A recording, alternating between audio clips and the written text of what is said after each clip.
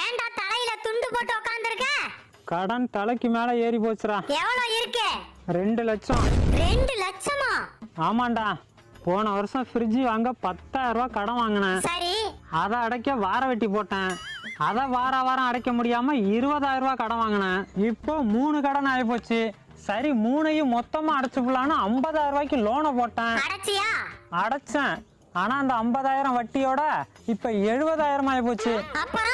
அப்புறம் என்ன, 1 லட்ச ரூபா லோனை போட்டு அதை அடைக்க 10 இடத்துல கைமாத்தா கடனை வாங்கி இப்போ 2 லட்ச ரூபாயில நிக்குது. இந்த மாசம் டியூவை கட்ட பணம் இல்ல. இப்ப என்னடா பண்ண போற? அந்த ஃப்ரிட்ஜை ஒருத்தவன் பாதி விலைக்கு கேக்குறான். அந்த ஃப்ரிட்ஜை பார்த்தாலே நமக்கு வெறுப்பா இருக்கு. அதான் இந்த மாசம் டியூவுக்கு அதை வித்து கட்டிப்பலான்னு பாக்குறேன். அதுக்கேண்டா ஃப்ரிட்ஜ் வாங்குன? 10 நாளைக்கு வேலைக்கு போயிருந்தா கடனே இல்லாம வாங்கிருக்கலாம்ல. அந்த அறிவு இப்பதானே வருது. வந்துச்சுல, போய்